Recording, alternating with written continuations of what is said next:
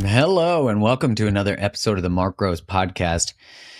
There has been a deep, deep personal exploration for me in the space of metabolic health, cardiovascular health, glucose, which are all overlapping words and subjects. And the only reason I really know that is because of today's guest. I have had the honor of when I was kind of like, I got a blood results. I got like a panel done. And I was freaking out when I got it. And I'm honored to have had him on the podcast before. So I reached out to him and I was like, hey, man, I'm freaking out. I think I'm going to die from a heart attack next week. Like, what should I do?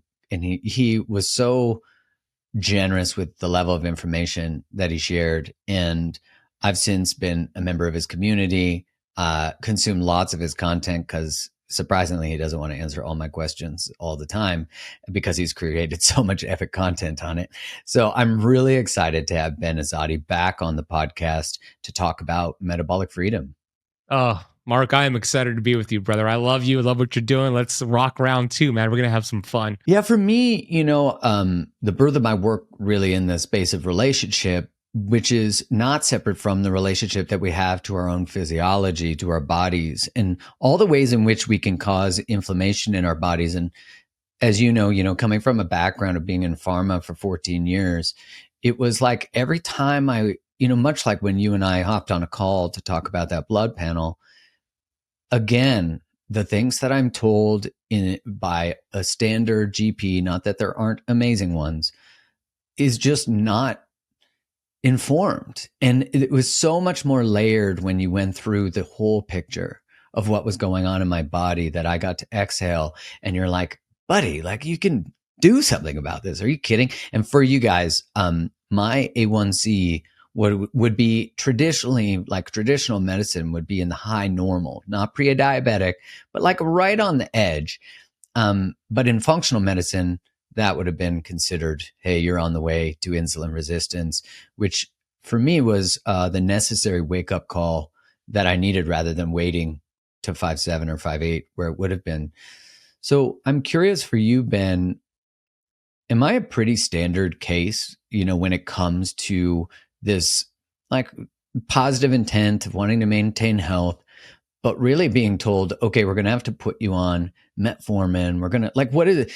There's clearly a lot of pharma solutions to this, but there's clearly a large problem. And I think the pun being intended there, that we have a lot of obesity. We have a lot of metabolic dysfunction. We now have so much dementia, and we're calling that type 3 diabetes. So what are the problems that we're all facing today? Yeah, and you're not uncommon. Everybody's trying to do their best with their current ability of awareness and their resources. And we just have so much information. And I think that's the problem. It's a lot of misinformation where we're drowning in information, starving for that true wisdom, the truth, what's going to work for me. What does make you different is that you did more labs than the average person. The average person just gets their annual report, and you did a lot more than that. And you actually made the necessary lifestyle changes to change that, right? Which is fantastic. But yeah, the average person, they get their lab report and the standard reference range it's looking at disease. It's looking to diagnose disease. It's not looking to see if you're functioning at the optimal level. So there's the standard reference range. There's a functional reference range.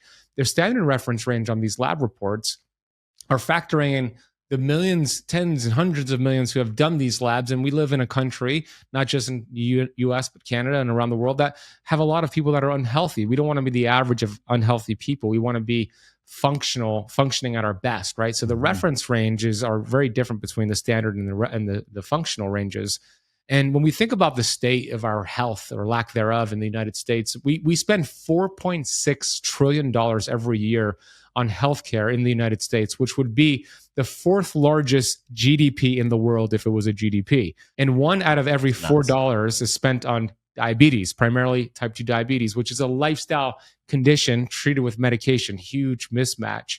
You mentioned obesity. In the 1930s, obesity in the US was around 1% to 2%, very, very small. Now Harvard is saying by 2030, it's going to be 50%.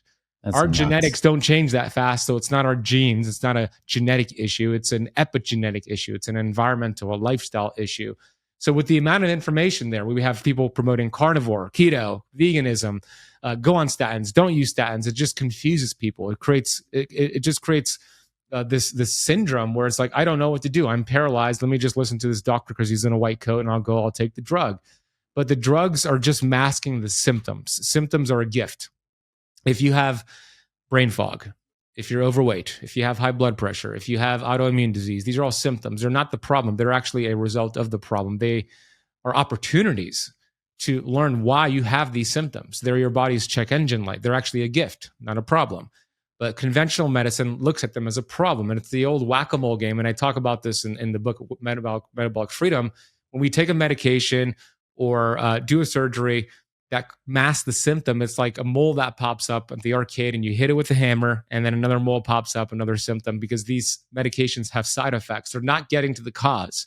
Mm-hmm. What we want to do is change our lifestyle, get to the cause, find out what the cause is, remove that interference, then the body heals itself. God built the body to be self-healing. It goes to heal itself. It has this inner physician. So you are different in that aspect, that you understand that and you follow the necessary steps. You have progressed so much. You've gotten your A1C down. You're going to retest. We're going to look at that. But I think it's just, I feel bad for people because it's just so much information. And how do you know? Who do you know? Like, how do you know you should trust somebody? You have so many authority figures. You have social media has made this polarizing. And I think a good solution would be, find somebody that you've been following. Maybe it's a podcast or YouTube, maybe somebody you're working with. And if you really like vibe with them, you feel like they're a good person, you love their personality, then go all in with them.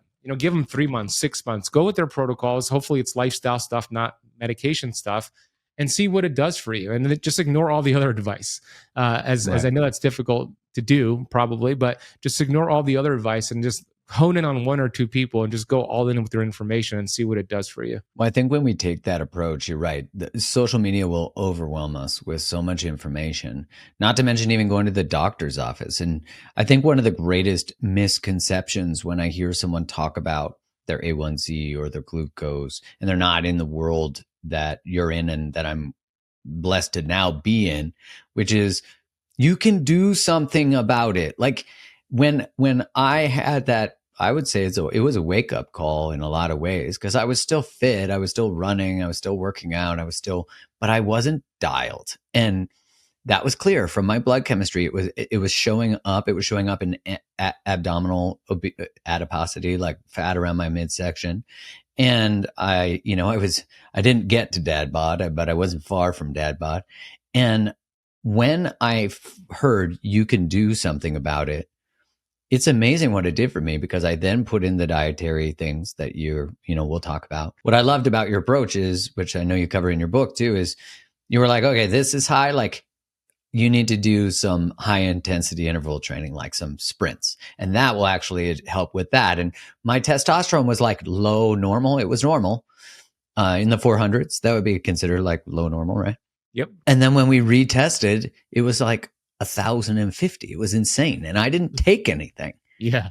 Which is crazy. I just made a dietary change. I lost weight from the result of the dietary change. And so when I hear someone get a result and then they're kind of sad and sort of hopeless and have, they feel like disappointed about their own body, that their body let them down.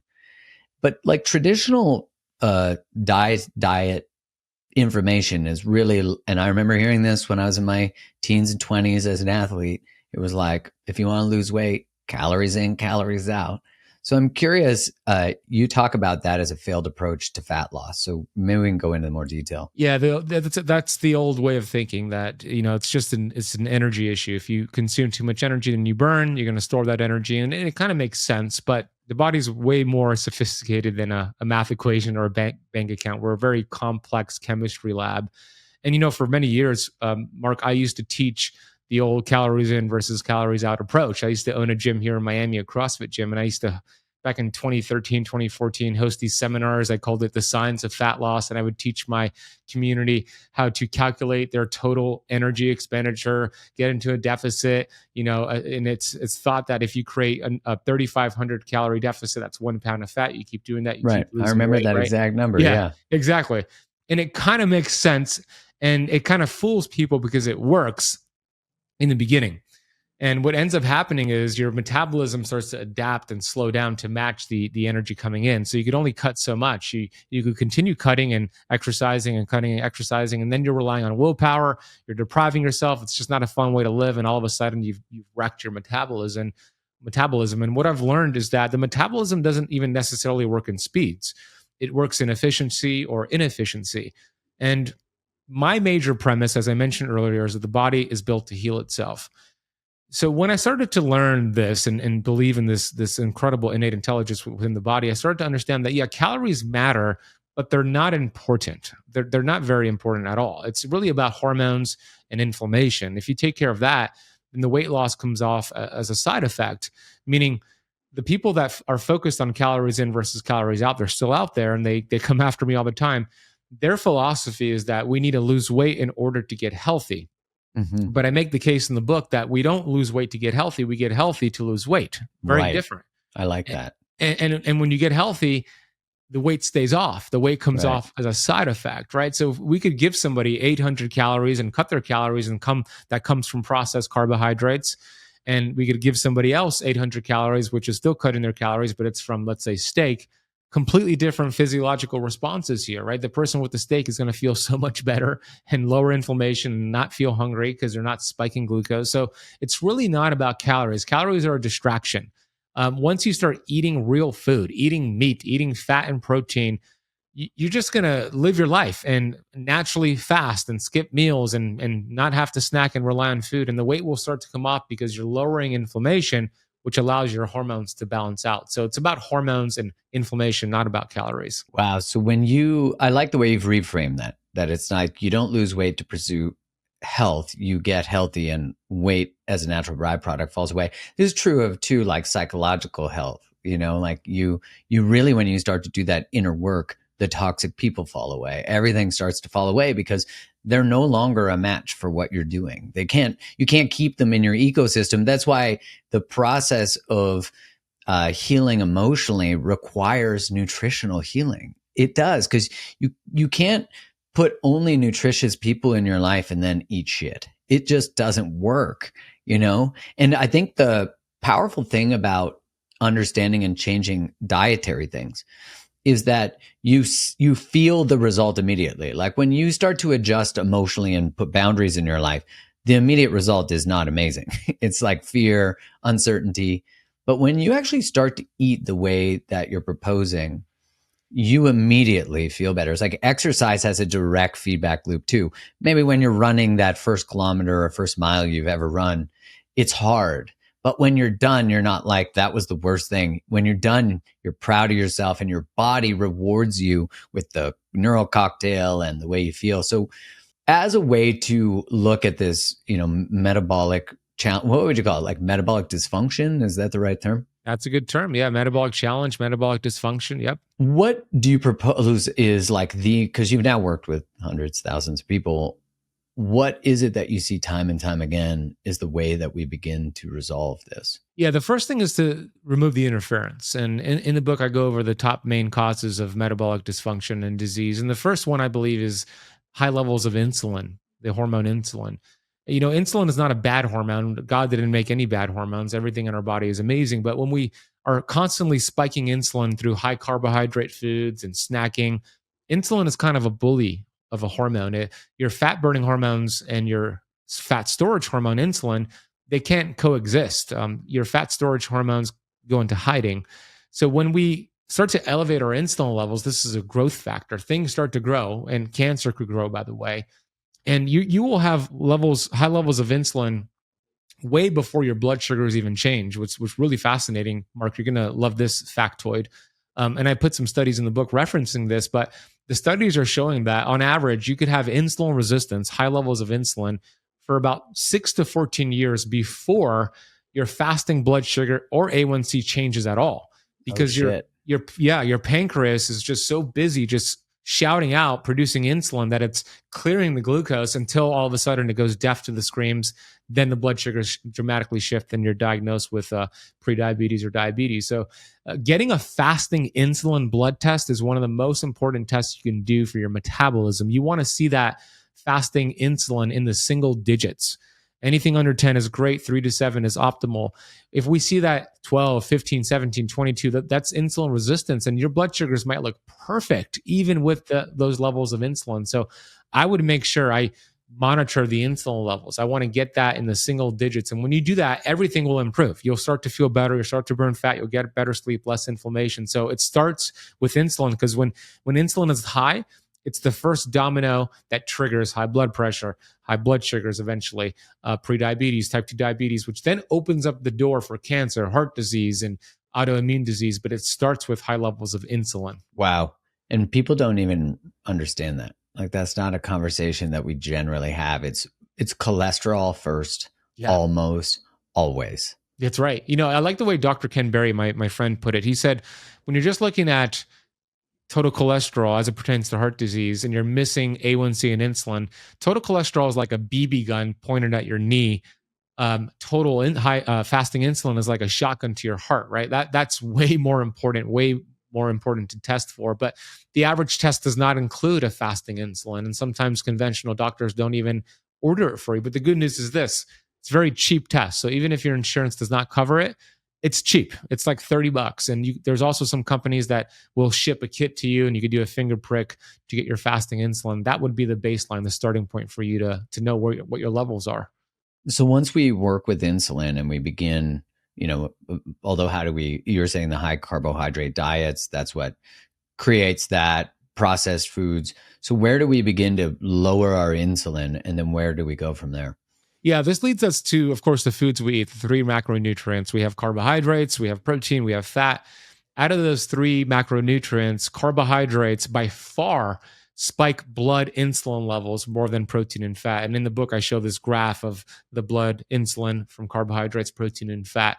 Of course, processed carbs will spike it higher than whole foods carbs, but protein has a very moderate what's considered a phase 2 insulin response. There is an increase in insulin, but it's not that much. And fat barely moves insulin. So it makes sense to, eat less carbs and eat more protein and fat. Like, that would be the starting point to lower your insulin levels. The second piece, which is you do at the same time, is to eliminate snacking. Snacking is going to spike your insulin levels. And the average American, this is crazy, but the average American eats around 17 to 23 times per day in the form of grazing and snacking. And yeah, they have their meals, but they're grazing throughout the day. It's constant glucose and insulin spikes. So the first step, lower carbs, increase protein and fat, and eliminate the snacking. Just have your 3 meals a day, breakfast, lunch, and dinner. That's a good starting point. Yeah, when you told me that, I remember thinking, I do spend a lot of my day snacking.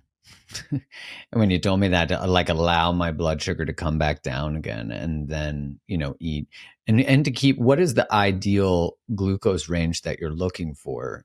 And what do you recommend as a way of even beginning to monitor the glucose? Yeah, I mean, you're wearing a CGM, a continuous glucose monitor. Mm-hmm. That's a great tool. There's also finger prick devices like a Keto Mojo and others out there.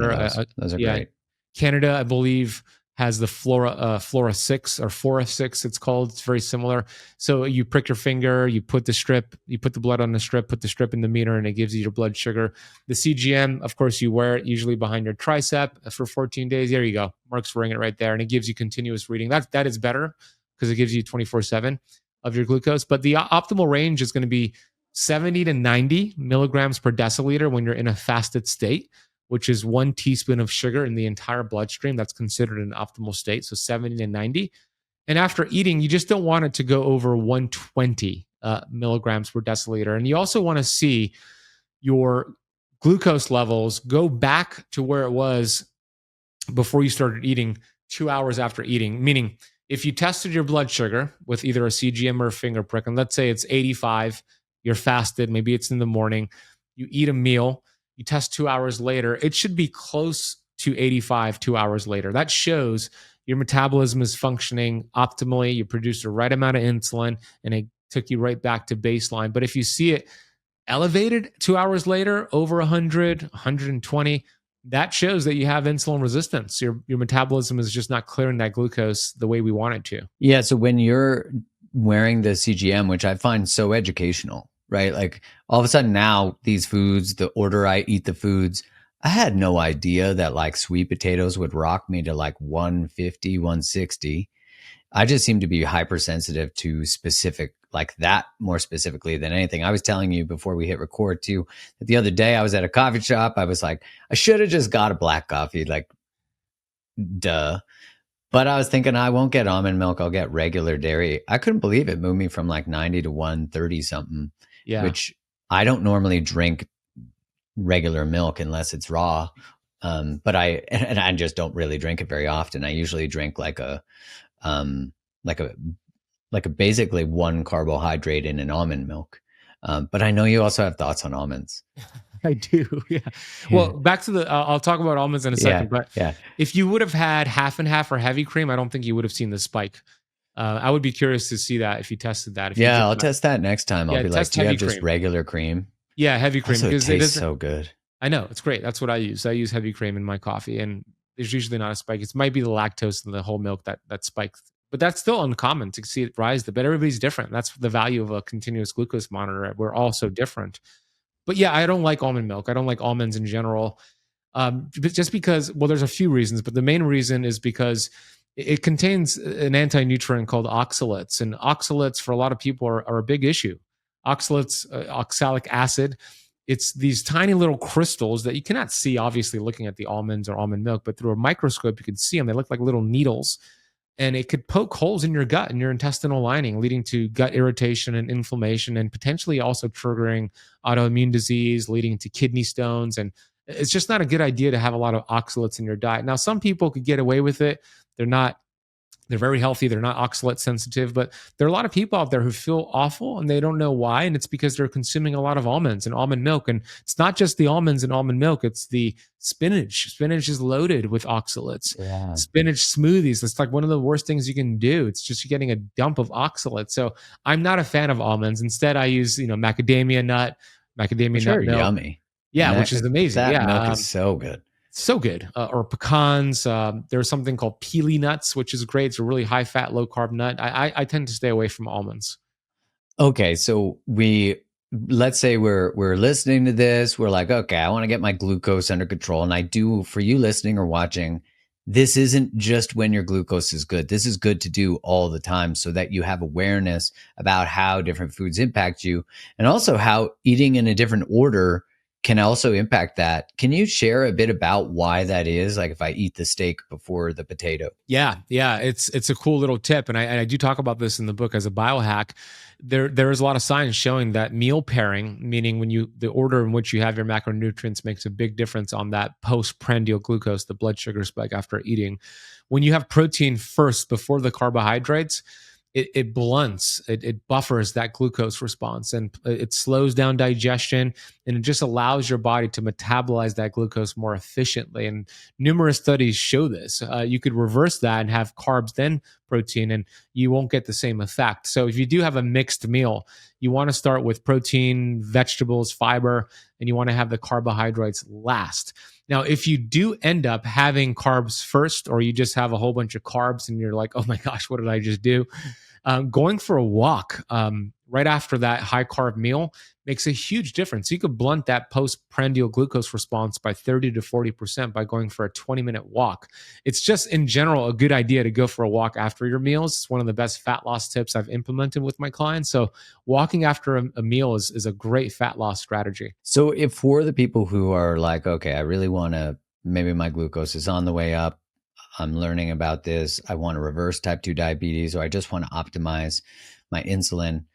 And I know you're a big proponent of the ketogenic diet, which is what I took on, but like a version of it, which I really like. And the reason you promote that type of eating is to create metabolic flexibility in the way you have implemented it and taught people. So what does it mean to be ketogenic? How do you begin to do that? What's the impact on insulin? Yeah, and ketogenic, it's an incredible process. And I'm very non-dogmatic, as you know, Mark, about keto. I look at it as a tool, but not the only tool. And let me share some stats, and then it'll link keto to why keto is so important these days.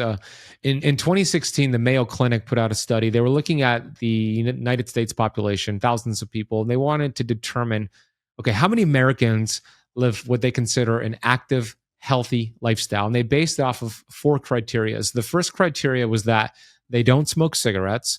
Second criteria was that they got moderate to vigorous exercise activity for a total of 150 minutes total per week. The third criteria was that if they're a male, they had a body fat percentage under 20%, female under 30%. And the fourth criteria was that they ate a healthy diet, which was classified as a low processed diet. And the study concluded that only 2.7% of Americans were what they considered active and healthy. 2.7%. That's it. That's no one. That's it. It's like yeah. Me and a few other people, maybe you. Yeah, I think you hit those markers, right? I think I do. Yeah. Yeah, pretty sure you do now. And then in 2018, University of North Carolina, Chapel Hill showed a study with over 8,000 Americans in the study. It concluded that 88% of Americans are metabolically unhealthy. And then that was followed up by another study in 2022 showing it's closer to 93% of Americans being metabolically unhealthy. This is crazy. This is a very, very high percentage. That's almost everybody. That's almost everyone. Yeah, guess what we have for everyone? Here's some Ozempic and some metformin and some statins. That's the easy solution. Yeah. Exactly. Like that's the magic pill, but that's not the solution. So the point being is that in the book, I make the case that these people are in a keto deficiency. They forgot how to burn fat. They're sugar burners. They're stuck burning sugar. They really need this metabolic process called ketosis. And that's what keto is. It's technically not a diet. It's a metabolic process. Ketones are simply a byproduct of burning your own body fat. And we're naturally designed to burn our own body fat. When we have metabolic dysfunction, like 93% of people, they're not doing that. They're burning sugar from food and that's it. So we want to get them in ketosis to teach their metabolism to burn stored fat. And the amazing thing is that you can do that within 7 to 14 days. I have a protocol in the book on showing you how to do that. So you want to shift into burning fat instead of sugar. You want to stay there for a little bit, then you flex out. You don't stay there forever. The goal is metabolic flexibility. You go in and out of ketosis. So I love ketosis. It's incredible for the brain, for the mitochondria, especially if you have high levels of insulin and high levels of blood sugar. It's one of the most powerful things you can do to lower that really dramatically. I use it a lot for type 2 diabetics, PCOS individuals, insulin resistance. So I think keto is phenomenal and we just forgot how to burn fat. And I want to educate people and remind them that you're designed to burn fat. Here's how you do it. So when you're beginning on that journey of ketosis, your protocol in this book, is it different than former teachings? Or what does it entail? The first week is very similar in order to go from burning sugar to burning fat. There's a 30-day plan in the book. The remaining 3 weeks are very different. It's brand new and it's designed to create what I call metabolic confusion. We know from like great personal trainers and fitness coaches and that program P90X. Do you remember P90X? Dude, Tony Horton, that guy was bumping out 30 wide grip chin-ups like it owed them money. It's crazy. Beast, right? Beast. That program, and I did it during my initial weight loss. It actually helped kickstart my I weight love loss. P90X, man. Yeah, X, me too. Extreme. Yeah, that's right. And then Insanity and all the other Beachbody ones. Yeah. But the reason why it was so successful and it worked is because it created what they call muscle confusion. Every workout was different, high rep, low weight, low rep, and then different weights, different movements. And it creates this confusion. The body doesn't adapt. You continue to get results. So the same thing, the same philosophy I applied to the book in this 30-day plan where every week there's a different protocol where you're creating metabolic confusion. So you're not plateauing and not stalling. So the first week is very similar to like what I have in Keto Flex and what you've seen in the Keto Kamp Academy in terms of burning fat, burning sugar to burning fat. Then the remaining weeks are very different because it's strategized to create this metabolic confusion. So you would start with the reducing in that first week. You'd be reducing your carbohydrate intake. And then what creates the confusion? Like, what do you do in the second, third, fourth week? Like, what's kind of like a top overview of that? Yeah. So the first week, you gradually lower carbs, gradually increase protein and fat, eliminate snacking, and shift efficiently into burning fat without any symptoms. The remaining weeks are designed to create different fasting schedules, 14 hours some days, 18 hours some days, 24 hours as you get ready for that. So the fasting schedule changes, and then we manipulate the protein intake. Some days are lower protein, some moderate, some high. And then as the weeks go on, we focus more on high protein. So we manipulate the macronutrients a little bit. And then we change the fasting schedule to have some feast days, what I call flex days, which I know you do on Sundays, where you're actually intentionally getting out of ketosis and burning sugar for a day. So there's a couple of flex days in there as well. Yeah, because a lot of the pushback or criticism of ketosis is it's not sustainable long term. And I mean, I've heard my mom actually, ironically, yesterday just texted me. She said to me a couple weeks ago, they were visiting, and she was like, she's Irish. She was like, "You're not going to be like eating like this forever, are you?" And I was like, "Yeah." And I love it. And she was like, "But it's restrictive. Like, you're not, it's just, it's not a way to live." And I was like, "I love it. Like, I actually feel so good. I eat amazing foods. You're kidding? I crush 100% chocolate. I love it. I feel so good." And I'm like, "Mom, on Sundays, I go into the flex space. Anyways, I started to realize like a lot of the time someone has resistance to what I'm doing is because they don't have access to discipline around their own diet. So because they have, and this might not be true of my mom, but this I think is true, is that there's like, I wish I had more choice around my foods. Like I had the level of discipline that I've now created and proven in myself. I like trust myself to make so many choices in my life because of what I've created in this health space. And she sent me a study yesterday of how ketosis, low carb diets increase colorectal cancer. To which I Googled and then found a study just released on how, or maybe it was last year, on how low carbohydrate diets reduce colorectal cancer. And I said, just pick whatever side you want. So I'm curious the effects of ketosis long term, the criticisms, and like she was saying on colorectal cancer. Yeah, there's a lot to unpack there. Your mom is very similar to mine, by the way. She, when I do my carnivore, put them on a text thread, maybe. Yeah, right. You text each other. They're just going to complain about us all day. When I do my carnivore stints, and I have dinner with my mom every Thursday, my mom and my fiance, and I explain to her I'm doing carnivore, I only eat meat, and she doesn't like that. She's like, "Wait, what? How long are you doing this for? Is it over yet?" So my mom's very similar. I agree with the notion that long-term ketosis is not good for you. I agree with that.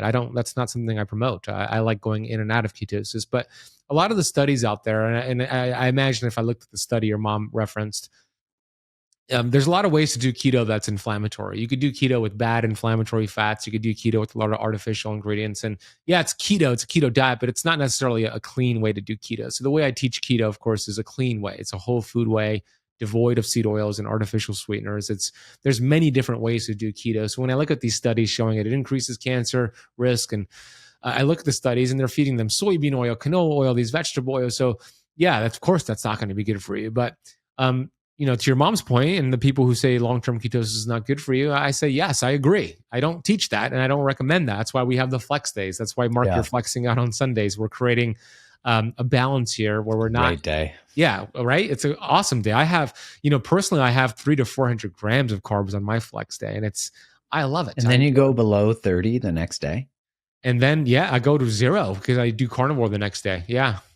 Oh, that's interesting. I might try that because you gave me the advice last time because I was telling you I crushed a bunch of carbs, not necessarily in a way you informed me. And then I just saw my CGM and I was like, oh, good Lord. It like spiked and then it crashed. And I sent you an image of it. I was like, damn, I don't know. I'm skiing apparently. Like this is quite a slope. And you had told me crush a lot of protein in the meal, reduce fat. Yes. And the last time I did it, I stayed at around 100, 97-ish.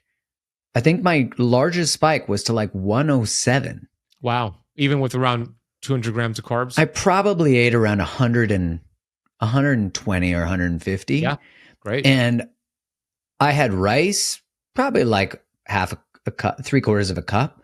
But because of the order I ate my food, I had a protein shake with psyllium in it and some creatine before I had 2 of the meals just to get my protein high for each meal. And I was like, wow, this is actually pretty impressive. I was kind of happy about it. Yeah, look at that. That's exactly how you do it. And you made the point that you lowered your fat. That's an important note. A high carb day, what I call a keto flex day, or in the book, a metabolic flex day, it's a low fat day. We don't want to have high carbs and high fat. That is a disaster for the metabolism. And not to go into It's the American science, diet, isn't it? standard American diet, exactly. Yeah. But not to go too deep into the science, but there is something called the Randall cycle, and essentially what that means is when you are eating a meal which is high fat and high carb, standard American diet, your metabolism will prioritize metabolizing the sugar first, because sugar is very toxic in the body when it's elevated. So then you have all this fat pulling up in your bloodstream, raising your triglycerides, raising something called polysaccharides, and it's inflammatory. So you want, on a high carb day, it's a lower fat day, under 50, 40 grams of fat total for that day. That's a very important note. And I referenced that in the book as well. Yeah. So for people who are interested in trying this, what is sort of like, I guess, the simple advice for those keto flex days? Like, what kind of carbs would you eat? And yeah, like, what would you be seeking to get into your body so you're getting the nutrients from it? Yeah, it's not a cheat day. All right. We're intentional with saying it's a feast day, not a cheat day. There's a difference. So you want to eat whole food carbohydrates. White rice is something I have a lot on my flex days. So white rice, brown rice for some people could be okay as well. Fruit, potatoes, sweet potatoes, white potatoes, anything that's a whole food carbohydrates. In the book, I have an entire list of these metabolic flex day foods, but anything that's a carbohydrate from a whole food, meaning it doesn't require an ingredients label, because what you see is right in front of you. So it's not pizza, it's not ice cream and donuts. Though. Yeah, I do too. It's delicious, but ideally you want to have whole food carbohydrates on that flex day. Oh yeah, you'd be getting a lot of fat from the pizza, so you'd be in a high fat, high. Yep. Yep, yeah, exactly. God damn it. And from ice cream. So not good long term. You don't recommend that. You do talk a lot about environmental toxins in the book. So do you think the FDA and like other health bodies, which of course is a large area of controversy, especially right now, do you think that they are addressing these issues appropriately, and should they be doing something different? Oh, they're absolutely not addressing it appropriately. Yeah. Or yes, they should be doing something differently. I think they are. I pray they are right now. I hope so. It feels like it-ish. Yeah, I pray, right? We need a change. We know that. It's probably the biggest reason why we have disease. It's these environmental toxins. And I have a whole chapter on them. I make the case in the book, and I give the comparison of Europe, specifically Italy, as it relates to lifespan, obesity, diabetes in Italy versus the US. Italy has a longer life expectancy. They live past 80 on average. We're around 77 on average here in the US. Italy has a fraction of the diabetes and the obesity rates we have here in the US. Yet when we look at Italy, they don't have more gyms than us. They have a fraction of the gyms. Yeah, they walk more. Okay. They're not working out more. So what's the difference? Why are they so much healthier? I'm not saying they're healthy, but they're healthier, way more healthier than us. And it led me to look into what Italy has done different. And they have banned or have really high regulations on toxins, environmental toxins, glyphosate, red dyes. 2016, they outlawed a lot of these, and yet we still have it in our food supply. We're giving it to our children every single day. Glyphosate being a huge one there. Mm-hmm. But it's not just the glyphosate. Of course, it's all these plastics, these toxins, right? You see me drinking out of my glass. I think you have like a stainless steel or something. Yeah, I have a mug right now. A mug. Yeah, there you go. A mug. So plastic water bottles and plastic cutting boards and plastic everywhere. These microplastics are everywhere. And there's a study from the University of Newcastle, that I put in the book that showed the average American consumes a credit card size worth of plastic every single week, about 5 grams of plastic, which equals a credit card every single week. Can plastic. You even metabolize that or process it? No. Some of it we do. Otherwise, we'd become a credit card. Yeah, we become exactly. Amazon, we're just like shopping. We do metabolize some of it, but a lot of it gets stored in our body. Studies are showing microplastics in men's testicles, which is why we have a big fertility issue here, and low testosterone levels in the United States. It's showing it in our arteries, and it's just not good. So some simple things you can do: drink out of glass instead of plastic. Instead of using a plastic cutting board, use a wooden cutting board. Instead of using plastic Tupperware, use glass Tupperware. Some simple things like that go a very long way.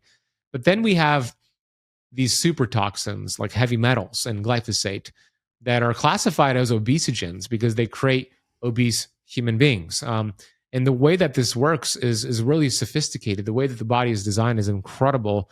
The number one priority for the human body is survival. It will do everything to survive. So when these super toxins enter our body, the metabolism activates a pathway called PPAR gamma, which simply takes those toxins out of the bloodstream and puts them into your fat cells because there's room there. And if there's not room, it'll increase your adipocytes, your fat cells, or create new fat cells for those toxins to live in, because the solution to pollution is dilution. It's diluting these toxins. And that's how they create fat human beings, overweight, obese human beings, and they're stored there. And we start to lose weight, we start dumping toxins, and then we recirculate, and the body starts burning fat, because every time we burn fat, we dump these toxins and we create weight loss resistance.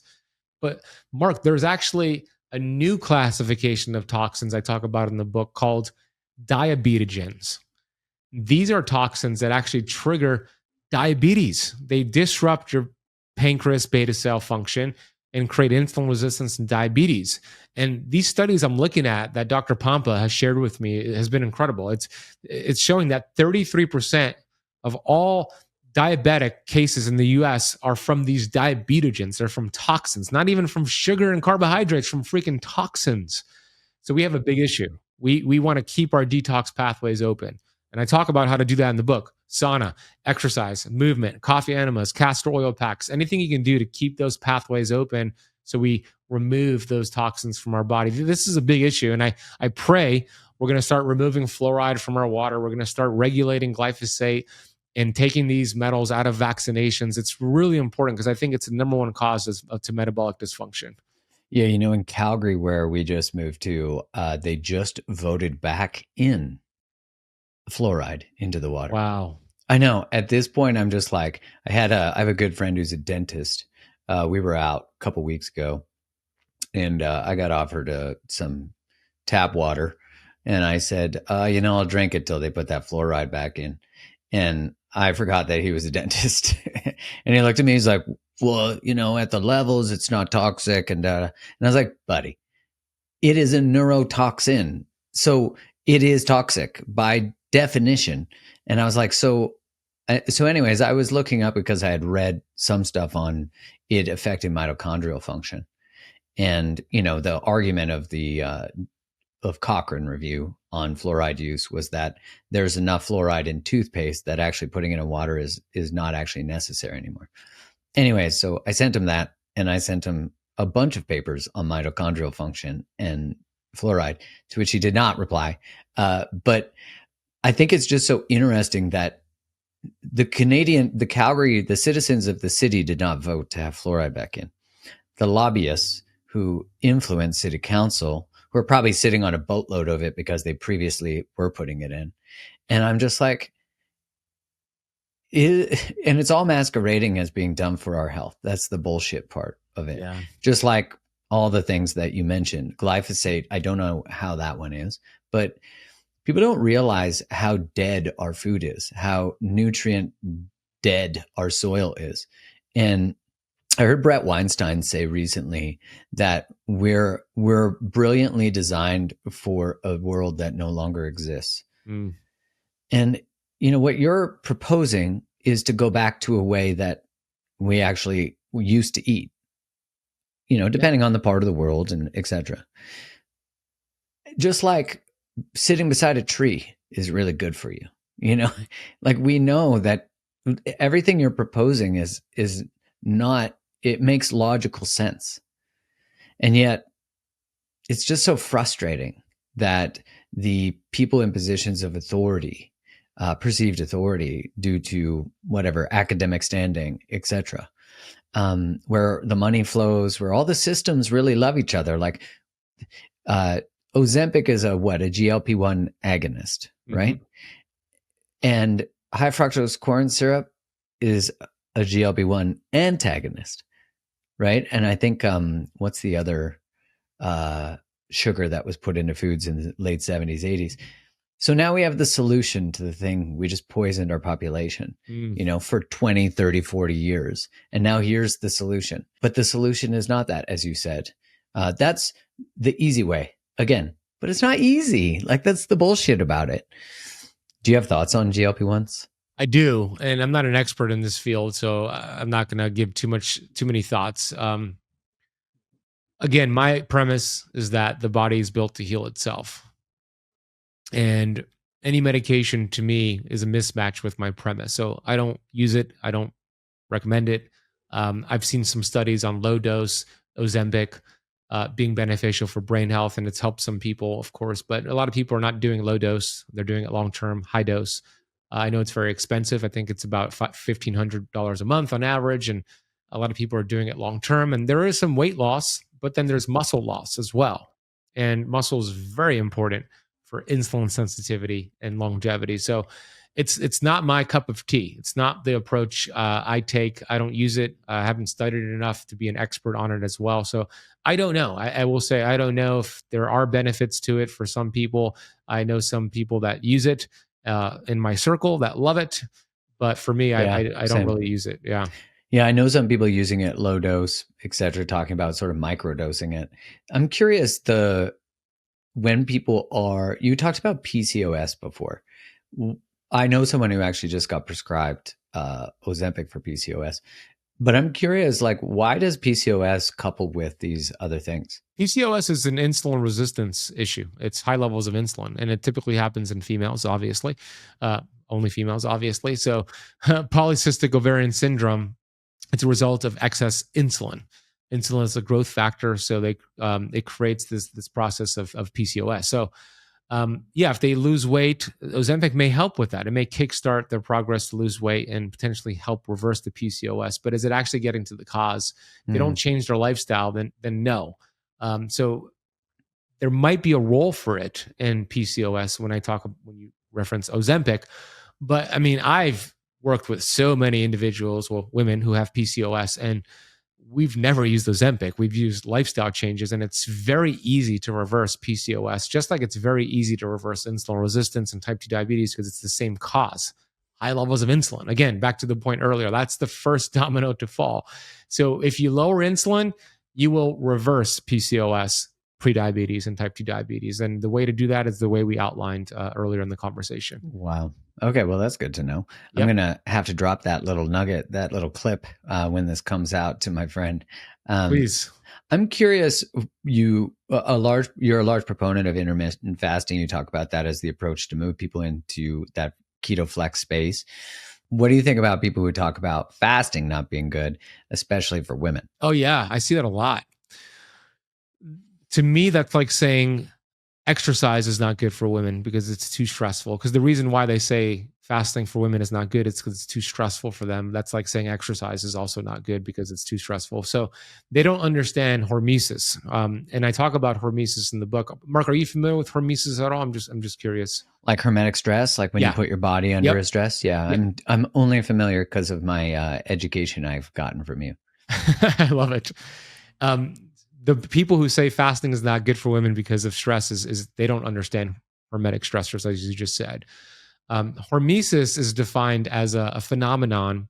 I'm giving you the Wikipedia definition. I'm giving you a better definition afterwards because the Wikipedia definition is not good.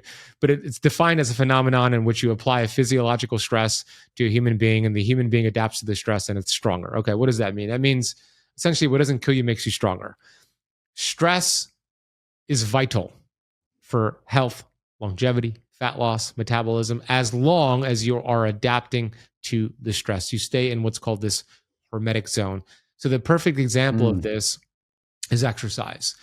If you've never or haven't exercised in 10 years, and then you're inspired, it's the new year, you sign up for a gym membership, let's say it's a CrossFit membership, and you go do a 60-minute CrossFit WOD, you violated hormesis. It was too much stress for you. You're going to be sore for a week and you're going to be inflamed as a result of doing too much too soon.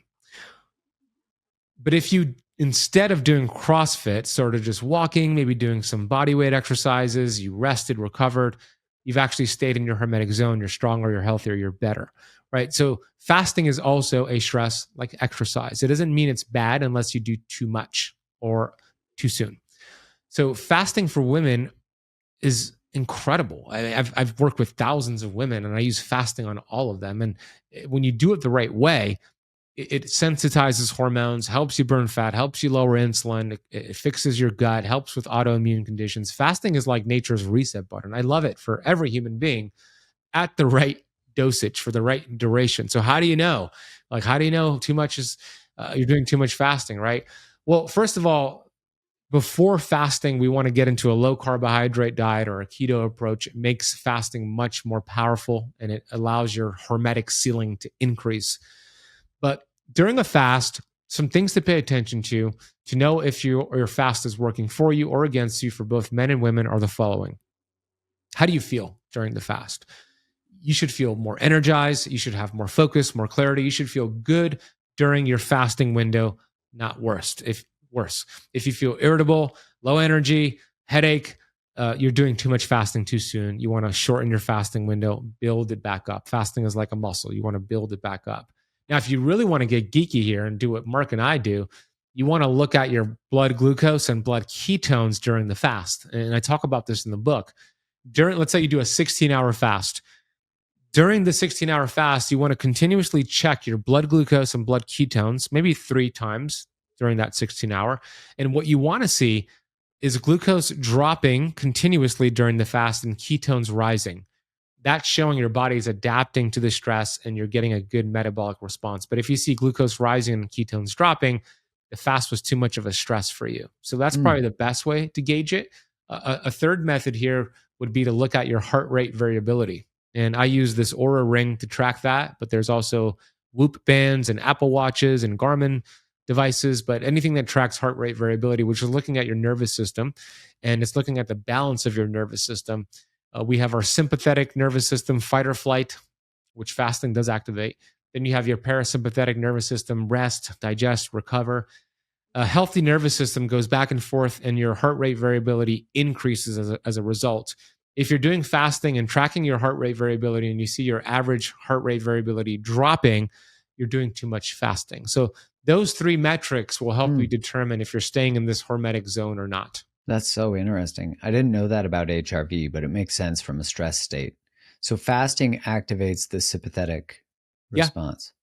Yeah, it activates your counter-regulatory hormones. These are hormones that run counter to insulin. It's your sympathetic tone, cortisol, adrenaline. Again, it's not bad unless you're doing excessive fasting. And for women, they do it differently than men, right? There's a point there when people say, women shouldn't do fasting. That's not true, but they do it differently than men. Women who have a menstrual cycle do it differently than women who are postmenopausal, but they do it differently. And that's where you need to work with a practitioner who understands how those hormones work. Yeah, you also talk about seed oils a lot. I have your allergy card for seed oils, which is great.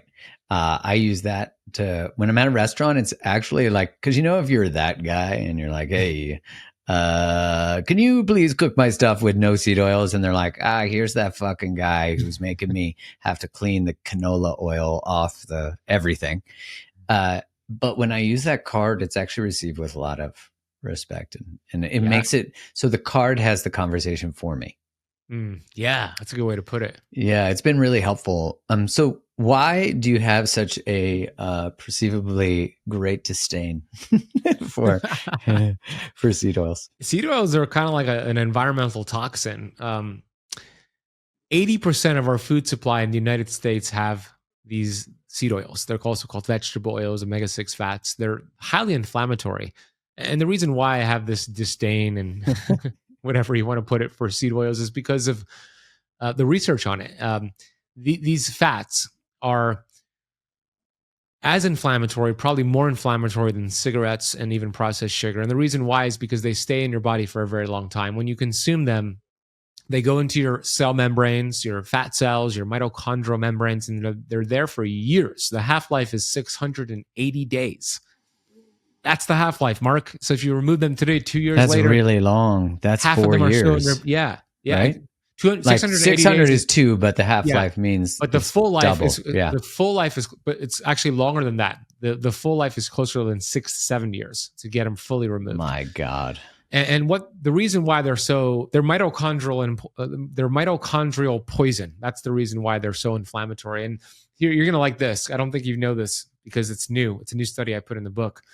A recent study from this researcher, Dr. Martin Grutfeld, he did a study where he was looking at French fries that were fried in vegetable oil, and he was looking at the aldehyde contents produced from the French fries. So aldehydes are what's called carcinogenic. They're cancer causing. When you smoke cigarettes, it produces aldehydes, which is why cigarette smoking is linked to cancer.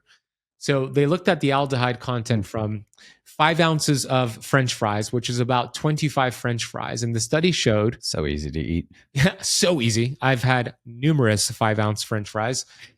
The study showed that a 5-ounce serving of French fries has as much aldehyde content as 25 tobacco cigarettes. Meaning, one French fry from McDonald's, for example, is equivalent to 1 tobacco cigarette smoked. Right? So if you've never smoked cigarettes in your life, think about how many French fries you've had cooked in vegetable oil. Add that up. That's how many cigarettes you've smoked in terms of aldehyde content produced. So yes, seed oils are bad. They're bad news. Your body doesn't know what to do with it. Again, they're toxins. They go into your fat cells. So we want to avoid them. We want the good old saturated fats. Butter. Yeah. Ghee, yeah, all the good stuff. Tallow. That's the stuff we want. The message that is sent, though, it's so interesting. Like during the campaign for the president, everything was getting politicized, as happens. But one thing I thought was so fucking dumb. Well, I don't pardon my language, but one thing was this idea that why is the right obsessed with seed oils? And I was like, first, I think I was in Politico or something, which that now makes sense due to their funding, but or maybe it was The Atlantic. The Atlantic loves shit like this. But I remember thinking, like, why are you trying to, why not just tell the truth? They actually promote seed oils to lower LDL, don't they? Like heart healthy oils. Yeah. And yeah, they do. There's a lot of misconception around it. Yeah, lower LDL, but that's not even, you don't even necessarily want to lower LDL. It's really about the particles of the LDL, which is a different conversation we could get into if you want. But yeah, their arguments are very weak. The American Heart Association has their stamp of approval on these vegetable oils. And that is the case because when you go to the shopping center, the grocery store, canola oil has that American Heart Healthy stamp of approval. And why? Like, that's the American Heart Association. Well, they're in bed with Big Pharma, Big Gov, and these pharmaceutical companies. And it's Dr. Kay Shanahan called the American Heart Association the biggest fake news organization in America. They fund a lot of these studies. It dupes a lot of people, and it's not a conservative thing. This is a human thing. Our cells do not see wings. Yeah, our cells don't see color. It doesn't see red. It doesn't see blue. It sees health, right? It's just so bogus. When I saw that, I was like, really? This is the angle you guys are taking? Like, really? So stupid, man. Well, just the level, then it becomes political and then it becomes divisive. And then you're like, wait, now I can't talk about that because I'm considered a right-wing extremist because I don't like seed oils and inflammation. It does seem like it's frustrating. It's frustrating because even the conversation, you mentioned about LDL, is there's so much misconception. Like, unless you actually dive deeper into that, which we did cover on the last episode we did. So I'll make sure I link that through. And you had Dr. Philip Bavadia as well, who's brilliant. Yeah. Yeah. And it was like, if you don't go beyond the surface, you will be convinced, like I did when I called you, I'm going to die from a heart attack. And you were like, whoa, like, let's take a look. And with the diet changes through your consultation, I changed my particle size of the LDL and completely changed that profile, which was really amazing. And now I'm really working on through the sprints, raising my HDL. Yeah. So I'm really excited to see what's possible. But man, again, it's like looking at this conversation about seed oils. Seed oils are also, didn't McDonald's used to have tallow in their fryer and they changed it over to? Yeah, they used to use beef tallow in their fries. Yeah.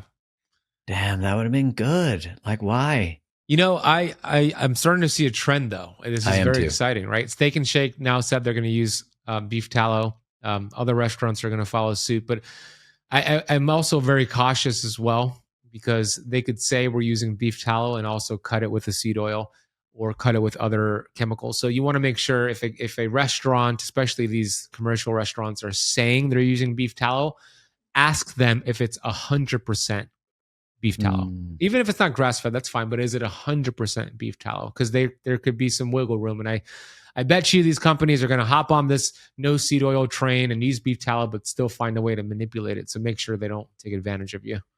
Yeah. So when you're looking at, you were talking about the problems. We got insulin, environmental toxins, seed oils. What else? Is there anything else we're missing that is really a large contributor to this metabolic dysfunction? Yeah, I also talk about sleep, lack of quality sleep, and stress. But I think I want to actually navigate towards chapter 10 because of I know you and I know your platform, and I say this. What I'm about to say is not to impress you, Mark, or anybody on here, but it's to make an impression that I spent the most time on chapter 10, and I really believe that it's the greatest chapter ever written inside of a book. And I say that I love that. I say that with confidence because it was my favorite chapter, and I did an extraordinary amount of research. So here's the title of the chapter. You're going to like this: How Your Thoughts Influence Your Metabolism and Longevity. And it's all about your thoughts, your self-image, the concept of psychocybernetics, and the placebo effect, the nocebo effect. So I'd love to shift into chapter 10. Let's freaking do it, man. Yeah. I love it. So I start the chapter out with the story to illustrate how powerful your thoughts can be towards either health or disease or death. And the chapter starts off with this story from the 1960s. And this story I got from Bob Proctor, who referenced it from a newspaper. And it's about this gentleman who worked on a railroad station, on a railroad track. And he worked inside a refrigerator cart inside of a train. And he was working late one evening. He didn't realize it was getting late. All of his coworkers had clocked out, and he actually got trapped inside of the refrigerator cart. So around 11 p.m. at night, this guy's banging on the door. Nobody's around. He's locked in there, and he's starting to panic, realizing that nobody's going to be there until the next morning. So he started to write on the wall, kind of document his journey throughout the night. And around midnight, he wrote the words, "I'm stuck in here. Nobody's going to come around for another several hours. I'm freezing. I don't know how I'm going to survive tonight." 1 a.m., still freezing. Can't seem to get myself warm, keep myself warm. I keep looking at the temperature apparatus. I keep seeing it drop. Around 3 a.m., freezing. I'm going to die out here. I can barely hold on. 7 a.m. rolls around. His coworkers clock in. They open up that refrigerator cart, and they see this man dead, hypothermia. He froze to death. What was interesting is that the temperature apparatus this guy was looking at had been malfunctioning for days, and the temperature never dropped below 55 degrees Fahrenheit. His thoughts created death. And I make the point that if your thoughts can do that, do you think your thoughts could also heal your body? And the answer is, you're damn right. So that is what's called the nocebo effect, where your thoughts work against you, your beliefs work against you. You could turn that into the placebo effect. And we've all heard about the placebo effect. In the book, I talk about the origins of the placebo effect that actually originated during World War II. There was a doctor named Dr. Henry Beecher, and he was working with the United States military. And during a German bombardment, he had all these soldiers coming into his medical tent with bullet wounds, legs blown off. They needed amputation. So he was administering morphine to stabilize these soldiers, to calm them down long enough for the ambulance to pick them up, transfer them to the hospital, and perform surgery and save their life. But they ended up running out of morphine. And one of the nurses didn't know what to do, so she panicked, and she actually just grabbed saline solution, salt water, put it into the needle, told Dr. Beecher, I'm giving you morphine.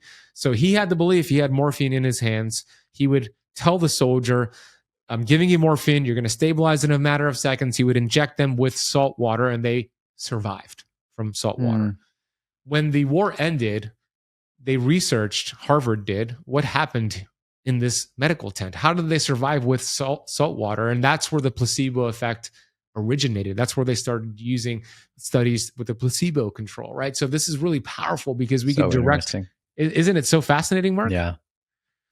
It's so cool because we could direct our thoughts towards healing or towards symptoms and disease. And we have 60,000 thoughts a day. And you are so masterful about being aware of your thoughts and teaching people how to become aware of their thoughts. And I love your work on this. So you're going to love this chapter. 60,000 thoughts a day. And Dr. Bruce Lipton has proven your thoughts, and you've had him on the podcast, correct? Yeah. Your thoughts are a frequency that communicate with your DNA to produce a protein. If it's a hateful thought, angry thought, resentful thought, bitter thought, that protein is inflammatory. It shortens your telomeres, damages your DNA, shortens your lifespan. However, if it's a loving thought, grateful thought, abundant thought, same signal sent, now it's an anti-inflammatory protein, protects your telomeres, extends your lifespan.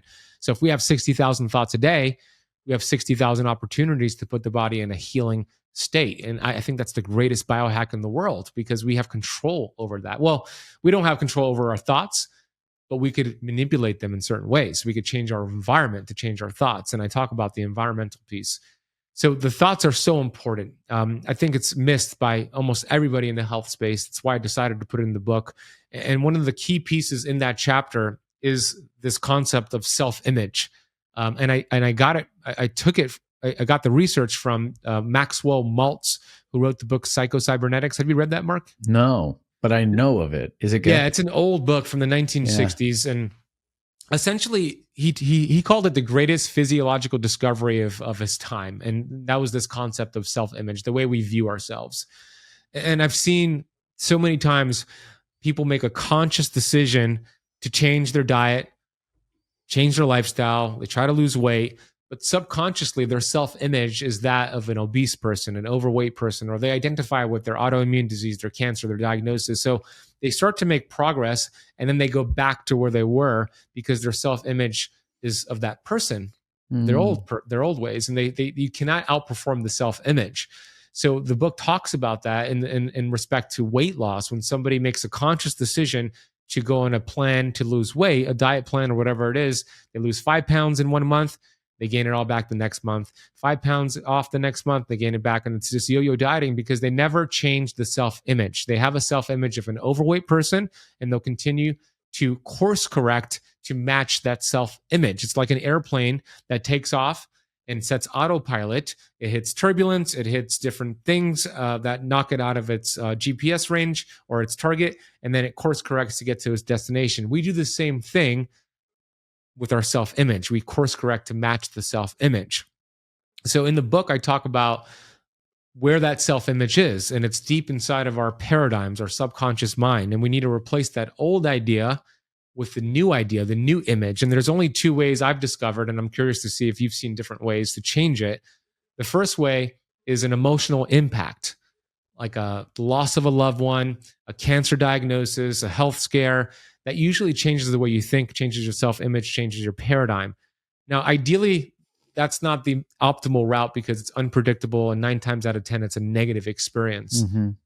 The second way, which is the preferred way that I talk about in the book, is the constant spaced repetition of that new idea where you imprint it over and over and over, where it replaces that old idea in the subconscious mind. And you do this with an affirmation. I actually do this all the time with affirmations. I write it down, and I actually have an affirmation in the book that I give the readers to write down and imprint it over and over and over, especially in the morning and before bed, but throughout the day, over and over and over until you replace the old self-image with this new identity. And once you do that, you become unstoppable. You don't course correct anymore. You continue to make progress. And I think this is such a missing piece in the health space that I don't see anybody else talk about. And credit goes to Bob Proctor because I learned all about this from him. But Mark, I shared a lot there, and I'm curious to hear your thoughts because this is definitely your realm, and I want to hear your thoughts on what I just shared. Well, all of it makes so much sense. Like when you look at the physiological impact of inflammatory relationships, it's a direct impact on the body. You look at, it makes sense that if you're in conflict with someone outside, you're in relationship with, it's leaving you in a parasympathetic or in a sympathetic state. So you're activated all the time. If you're activated, you're not healing. You're dumping glucose in the body in order to get into fight, flight, freeze, fawn. And so mobilize or even immobilize. But either way, you're like and I actually think a lot about this, Ben. I've been thinking about this a lot. that the body actually can't differentiate a notification of a troll or a comment from a tiger.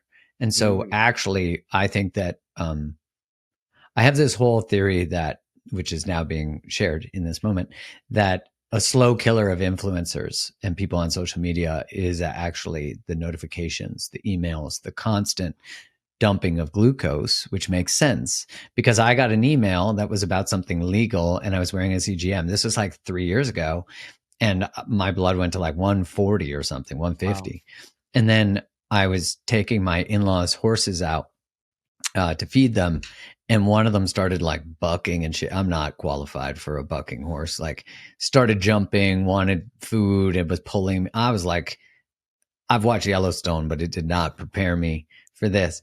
But I then had this like awareness because I was off social media. I had left, and I was like, oh wow, I haven't been around that level of stress. It's the horse has created, but I'm not around that type of stuff because I haven't been on social media. So I started to really see, how do we build in the layers to protect us from that? So all that to come back to think about how much thoughts are impacted by social media, by algorithms, by comments, by everything. And when you look at the adverse childhood experiences study, people who have higher levels of cumulative stress have much higher levels of autoimmune diseases. So, and cancer. Yeah, and cancer. So you kind of go, well, if the only thing we were to do, like a couple things, remove the inflammatory nature of our foods and really take responsibility for the inflammatory nature of our thoughts. Mm-hmm. I'm not sure like who wouldn't heal under that state. So and if you were to only do thoughts, who knows, but you might as well do food while you're at it. But if you were only to do thoughts, you know, it will probably insulate you over time from the cumulative effect of things like diet. What do you think? 100%. And you know, when you change your nutrition and inflammatory foods, it helps you have better thoughts because you reduce it goes hand in hand. So yeah, powerful. Remove inflammatory food and inflammatory thoughts, and oof, you're gonna take off like a rocket. It's so powerful. Abundance, man. You would start to make more money. You'd start to feel better. You'd have a six pack. You know, it's like everything changes. I'm curious. Like, I'm so happy that you wrote that chapter and that you're so proud of it, as you should be, because I think it's not pointed to enough that if you were to just do the work of resolving that, you would be so much more healthy, and you'd be called to action. Because then, as you know, as we sort of started with, you then wouldn't be able to be in relationship with abusive people, toxic people. And I think a lot of, like, if we eat toxic foods, I really believe we're more likely to not stand against toxic relationships, us being toxic too in that context. Yeah, powerful. I agree, 100%. 100%. One of the other things that I talk about in the book, chapter 10 as well, is the power of purpose, the longevity benefits of having purpose and having something to work towards. And I reference like studies that show those people who retire have a shorter lifespan after they retire because they don't have any goals, they don't have any purpose. Yeah, it's very fascinating. And I think that when we think about obesity in the context of obesity, a lot of people in the health space say we have these obesity rates because of what people are eating. And that may be true. We're eating a lot of inflammatory foods. Yeah. Made the case for that. Certainly a part of it. Yeah, certainly a part of it. But I think the majority of the reason why we have obesity is not necessarily because of what people are eating, but because of what is eating people. Mm-hmm. They're feeling a void. They're unhappy. They're not living a life on purpose with their purpose. They don't even know what their purpose is. So there's a quote in the book that's one of my favorite quotes from Robert Heinlein, which is relevant to what I'm sharing here. And he said, in absence of clearly defined goals, we become strangely loyal to performing daily trivia until ultimately we become enslaved by it. All right, let's unpack that real quick because it's a really powerful quote. I want your audience to really get it. In the absence of clearly defined goals, meaning you don't know what's important, you don't have any values, or if you do, you're not living in congruent with that, you become strangely loyal to performing daily trivia, food addiction, porn addiction, alcohol addiction, toxic Social relationship, media. Yeah. social media. I dealt with a lot of those. Same. I love all those things. Yeah. They're feel good, instant gratification, right? But they're a result of lack of purpose, lack of goals. They're a void, in my opinion, that we're filling for an immediate hit because we feel so numb. But when we get clear on those goals and we find out what lights us up and we live on purpose with the purpose, those addictive behaviors become a superpower because we put a lot of energy into our addictions, don't we, Mark? A lot of energy. Yeah. And if you could do that, and I just said this on stage the other day at a keynote in Miami, and it actually landed well with the audience. And I was happy to hear that. I'm going to say it now. Sometimes it doesn't land well, but I said, if you have an addiction or if you've had an addiction, congratulations. That can be a superpower because when you find out what you love to do and transfer that energy you're putting into your addictions to what you love to do, you are going to be unstoppable. That's what I did. Like yeah, 100%. So congratulations if you are addicted right now. Find out what you love to do, transfer that energy, and watch what happens to your life. It's just incredible. Yeah, I think not being in integrity with our values and our purpose actually is what creates the doorway for the addiction. Mm-hmm. You know, and there's that saying that the opposite of addiction is connection. And so it's like connection to self, connection to purpose, right? It's like connection to passion, connection. When I finally stepped into teaching relationships, that's when I quit the things that were bad for me. I began the journey because I started to realize that being in my heart and being in my purpose, I didn't want to do anything that jeopardized that because it was too important to me. And I think we all need to find something that's more important to us than our addictions and our bullshit and our excuses. And, there's that quote that's gone pretty viral. That is, if they wanted to, they would. And there's been a lot of pushback on it. Like, oh, no, that's not true. You got to take into context, trauma, etc. I get it. But at the end of the day, the explicit nature of those words and expression is true. Like if I really wanted to, I would. Have you ever seen the meme that went viral years ago that it said, try replacing I don't have time with it's not a priority? Yeah, it's the truth. And it kicks you right in the soul nuts because you're like, shit, that's true. Like there's a truth to that. And if I can just acknowledge that, then I'm like, okay, it's not a priority. Okay, then let's just be honest. You talk about a few, I know I don't want to like go take too much of your time. You talk about some biohacks to achieve next level health. So that's a chapter 11. So I'm just curious, like as a lover of a good biohack, what are just like, give me some grains of it, not real grains, but biohacking, right? It's becoming more popular and I love it. It's a great space. Again, it needs to be applied in the context of hormesis, like we spoke about earlier, because all biohacks are stressors. They are. So you don't want to do too much too soon. You want to adapt to it and adjust. But in the chapter, I talk about my favorite paid biohacks and my favorite free biohacks. So some of the free ones out there, which can be free or paid, but a cold plunge. I know you have a plunge. I have a plunge. We both have, man. Plunge.com is what we have. Ryan, the best. Yeah, man. Ryan, we appreciate you. And you could share your coupon code with your audience down below in the notes. So plunging is terrific because a lot of great things happen when you're in a plunge, but you want to go low and slow. You don't want to do too much too soon. But when you enter a cold body of water, and it could be a plunge or it could be a cold shower if it gets cold enough, or just a cold lake. But when you start to shiver, that's where the benefits come. It needs to be cold enough to shiver. Usually that's 59 degrees Fahrenheit or less. Some people need it colder.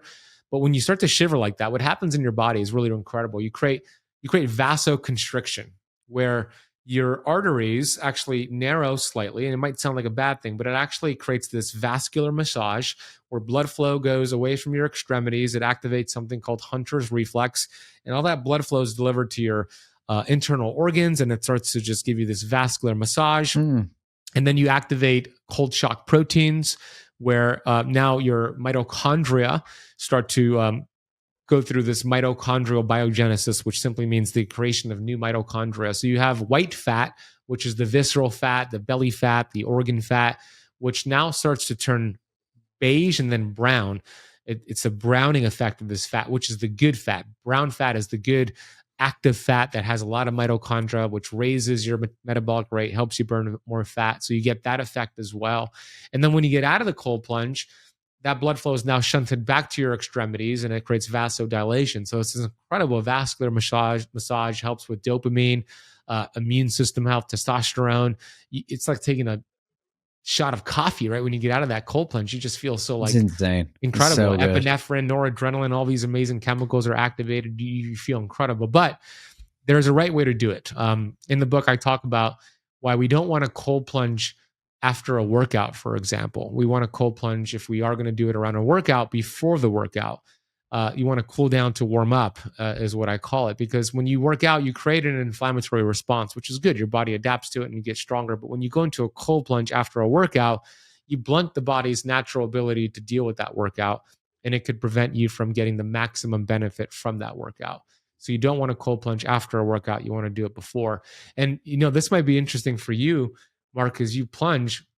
I found a study that showed cold plunging in the morning is far superior for both men and women than cold plunging later in the day and in the evening. It showed better effects with the brown fat in the morning, better effects on our lipid profiles like triglyceride, HDL in the morning versus later. So, and the study concluded that it's our circadian rhythm is designed to have this cold exposure earlier in the day that versus makes sense. later in the day. So it's really fascinating. Do you find too, like when you're wearing a CGM, that you notice your glucose spike a little bit from the cold, and then will it have a more significant drop through the day from the beginning? I actually have not ever worn it inside of a cold plunge. So I noticed a little spike. Yeah, that would make sense. I haven't tracked. Like, I've built so much more knowledge than the last. My cold plunge is not at the house that I'm currently at because we moved back to Calgary. So it's living in Idaho, which is great for the cold plunge. My friend is using it, so he's living the great life. But I'm just like, I'm gonna get another one. Yeah, I'm just waiting for our house to be renovated because I want to get the all-in. The all-in is sexy. Yeah, sick.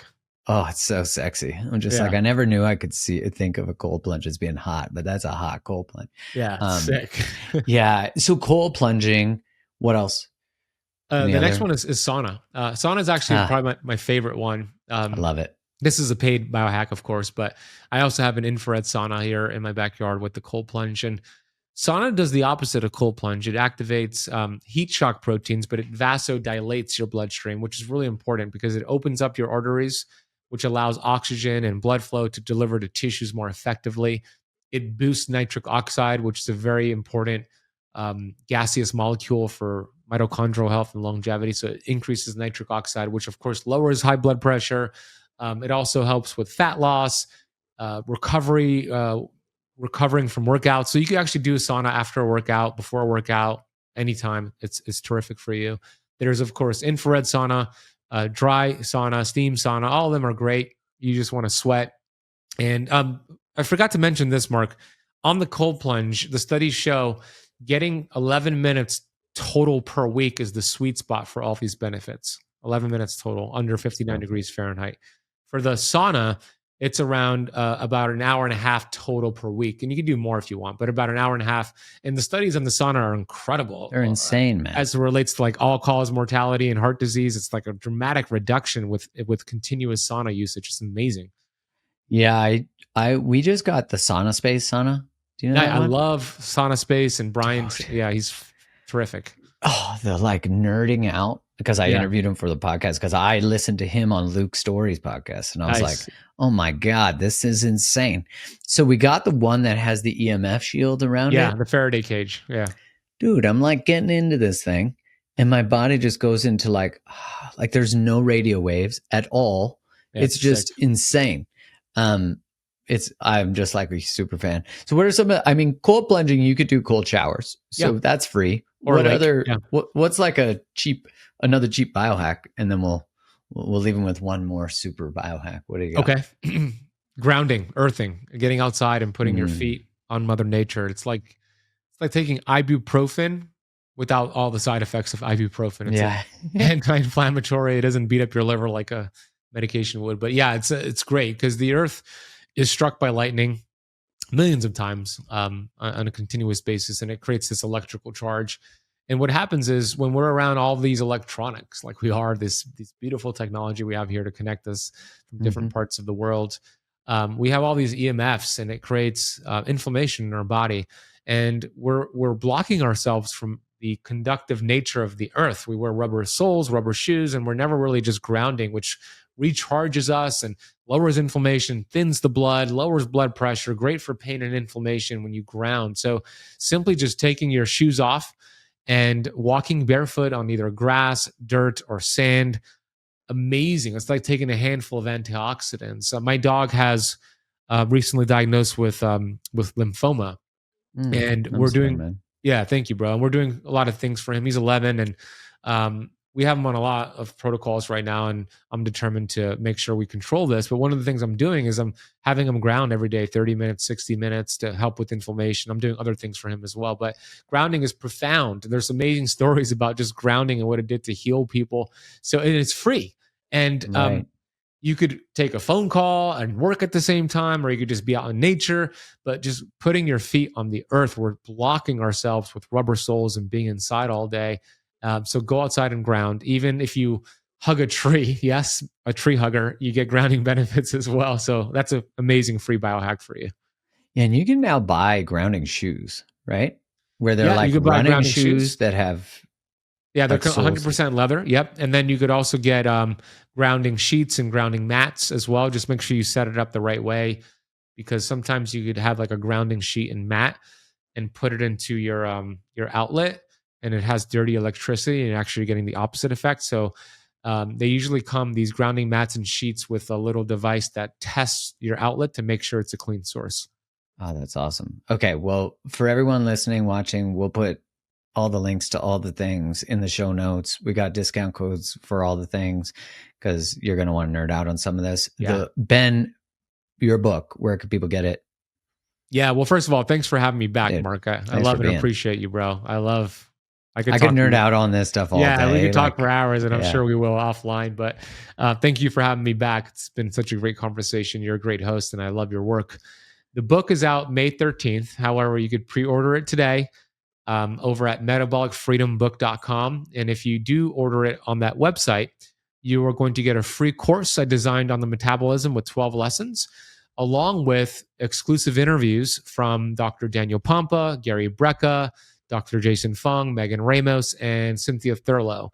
So these are interviews you cannot find anywhere else. You can get all that for free when you go to metabolicfreedombook.com. The book is available on hardcover, Kindle, and on Audible. I actually just finished up the Audible narration 2 days ago. Amazing. So any way you like to get your book, it's available. And I'd love for you to get the book if this conversation resonated with you over at metabolicfreedombook.com. Perfect. We'll put all the links to all your socials, brother. So appreciate you. Thanks for the work you do. And thank you so much for personally helping me in my journey. And I just feel so much better to think it was like a year and a half that we had that conversation, and everything has changed. So I really appreciate you. It's an honor. Appreciate you, brother. Thanks, buddy.